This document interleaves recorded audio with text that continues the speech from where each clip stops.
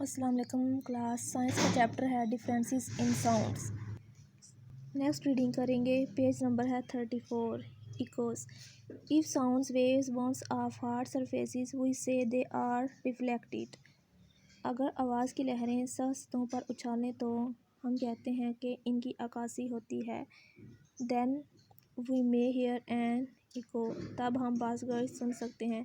You hear the sound as it is made, then again as it is reflected back to you۔ آپ آواز سنتے ہی ہیں جیسے دوبارہ سنتے ہیں جیسے یہ آپ کے سامنے ظاہر ہوتا ہے۔ If you stand in front of a tall building or a cliff and shout, you may hear an echo of your own voice۔ اگر آپ کسی اونچی عمارت یا کسی پہاڑ کے سامنے کھڑے ہوتے ہیں اور آپ چیختے ہیں تو آپ کو اپنی آواز کی آواز سنائی دے سکتی ہے۔ You can often hear echoes in subways and under bridges۔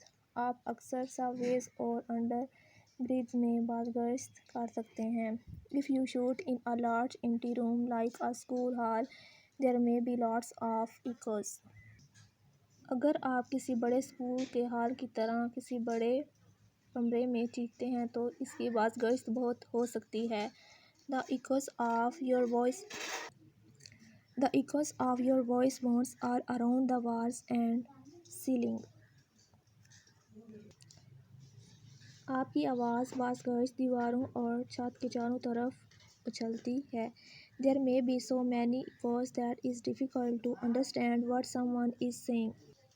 بہت سی باز گشت مشکل ہو سکتی ہے، سمجھنا مشکل ہے کہ کوئی کیا کہہ رہا ہے۔ This can be a big problem in broadcasting studio, theaters and concert halls۔